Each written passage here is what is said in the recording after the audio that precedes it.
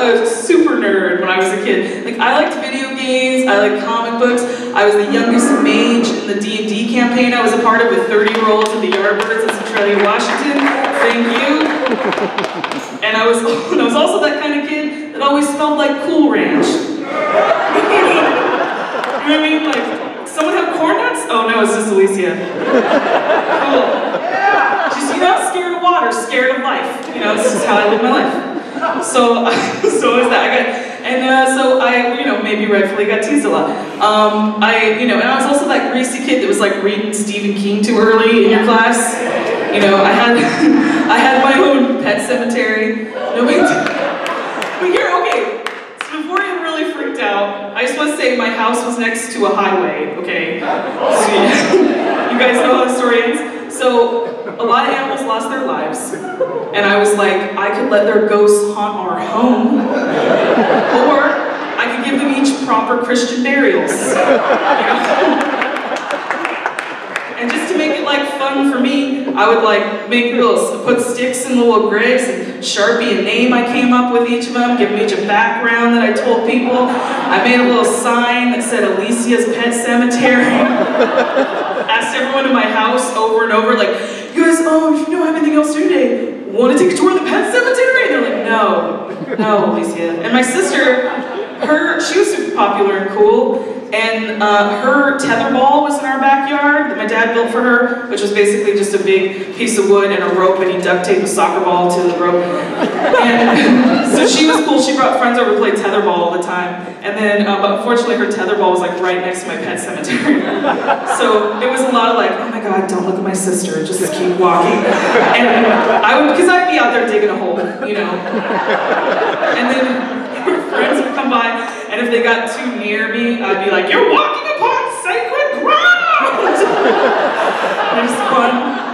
My sister's like, you're ruining my social life! But that's like before she learned how to suck dicks or whatever, so. It's like, oh, good for her! Good for her! I would have done it too if I was like less gay, and I would have had so many more friends. I'm glad. She's awesome. Yeah, but one of the reasons I got teased a lot is because I was a fat kid.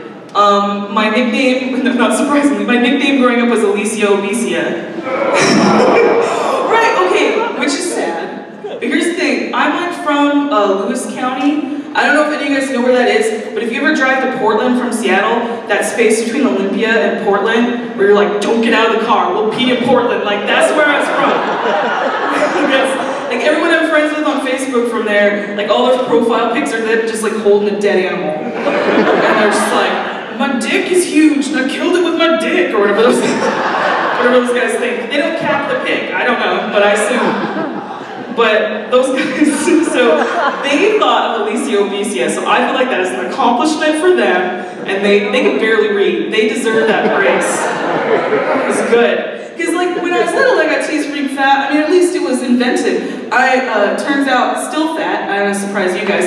I get teased now by adults on the street, but what they do is they just go, "Hey, fat girl," which is just like, yeah. What? Like, was that a lead-in? Are we having a conversation? I don't know what's going on. Because I like when people tease you about being fat, like adults, by just telling you you're fat. Like they're dropping a bomb. Like I didn't get up this morning, put on pants and an elastic band, and I don't know what's going on in my life. Like, what?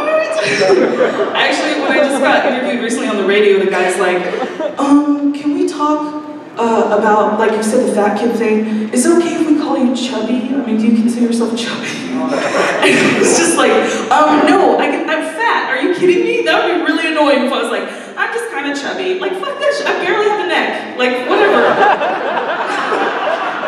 Fat lady. It's totally fine. I love being fat. Because here's the secret to being fat. I eat whatever I want. It's awesome.